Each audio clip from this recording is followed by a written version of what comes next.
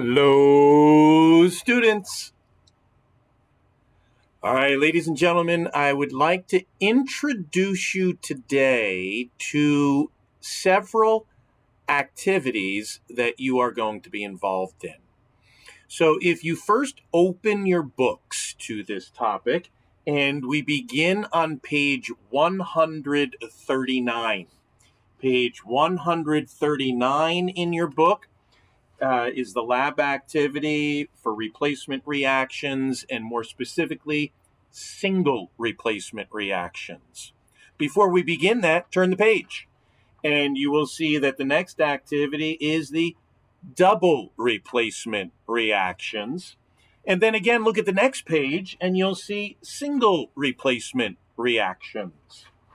So there are 3 pages that I am going to be asking you to work on over the next couple days here. And since we're not in the laboratory, I have prepared and have linked some videos for you to watch. I've posted them in Google Classroom. So what I would like you to do here is this. I want to give a quick overview of some of these activities before you begin. And then you can take your book and go into Google Classroom and complete the activities while watching the videos. So first, the single replacement reaction lab activity. Normally what we do in the laboratory, normally what we do in the laboratory is we have a laboratory. But let me go back to the notes there for a moment. But normally for this lab is we take a metal, and we actually normally experiment with several different metals to see which one is the most reactive with the hydrochloric acid. But you're just going to see a couple of examples today. And we put that metal in the presence of hydrochloric acid.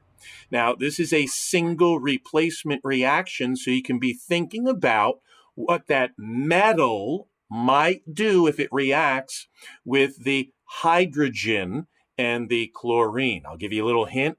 Think of Zeus, Harry, and Clarice. Ooh la la. Remember that analogy. Here's a diagram of what we normally do in the lab.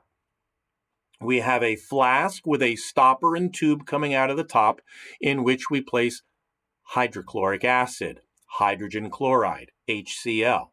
And into that container, we put in some metal, either zinc or magnesium, and we experiment with other metals as well, but those two do produce the best reaction.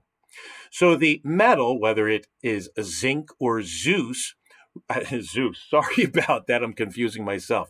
Whether it's zinc or magnesium, not Zeus, may react with the hydrochloric acid, and I want you to think about chemically what that might do if it's a single replacement reaction, and you will notice potentially bubbles coming out of the tube into a beaker of liquid soap. Now, if a gas is produced, you can think about what gas that might be, and there is a test that can be done to determine if that gas is hydrogen. I'll leave that up to your imagination until you watch the videos. Usually this is a lot of fun in the lab, but I think the videos are pretty cool too. I think you'll enjoy them. So that is the single replacement lab activity that we perform, and I've got videos to show you that. And again, you're taking a metal and combining it with hydrochloric acid. Use the example from the lesson the other day on single replacement reactions to help you out. Then we do an activity with double replacement reactions. And for this activity, you prepare 2 solutions, solution A and solution B. Solution A is a solution of lead nitrate, and solution B is potassium iodide. They both form clear liquid solutions. After the solutions are prepared, you combine those 2 solutions together. And you need to make observations as to whether a reaction takes place or not. And if the reaction does take place, perhaps it's this one, and you will need to balance that equation when you are finished. In fact, this activity is on page 140.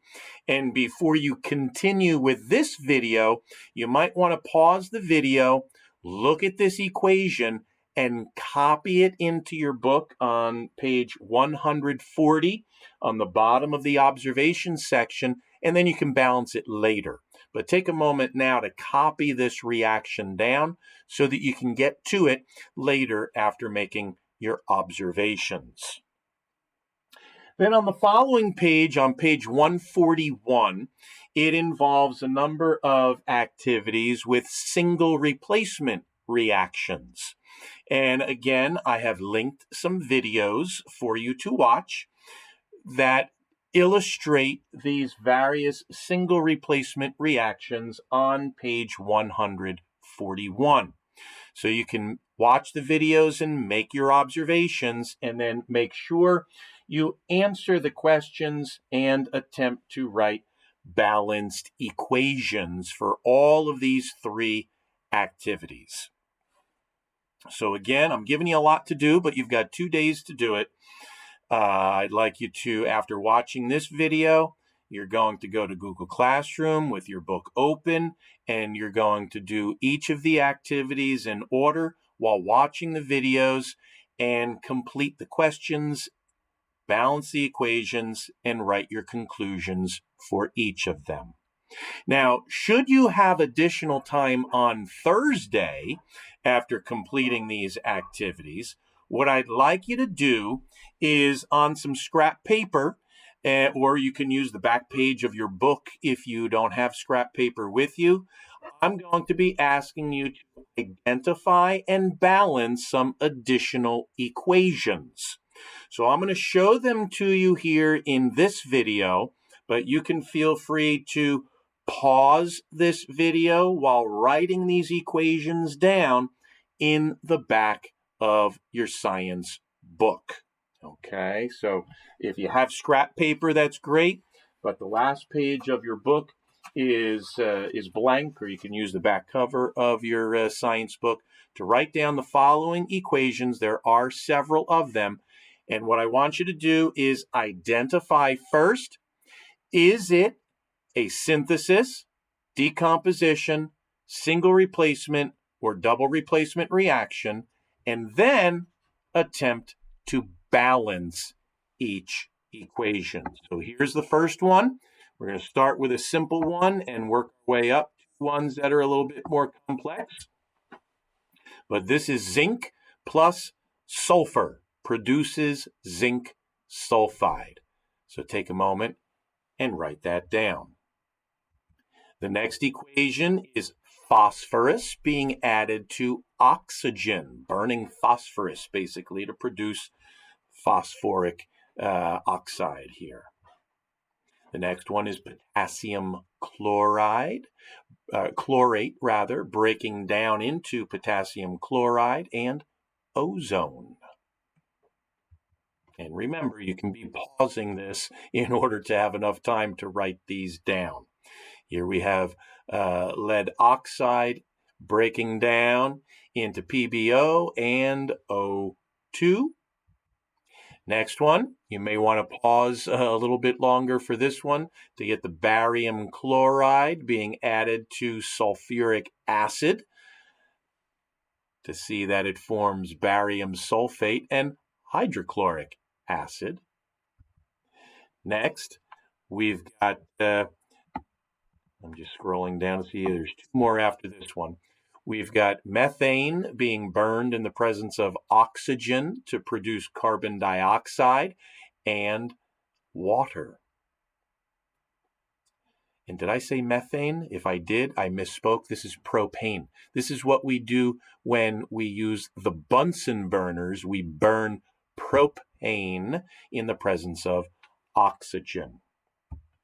The next one, calcium in water produces calcium hydroxide and hydrogen gas. And finally, last equation, aluminum being added to Fe2O3, and you can see what that produces. So there are a number of equations for you to work on should you have additional time on Thursday when you are finished with all of the lab activities. Be sure to study for tomorrow's quiz, and working on those equations will be helping you out as well. Hopefully we'll have some time to discuss them, but feel free to ask questions while working on them. So until next time, bye-bye.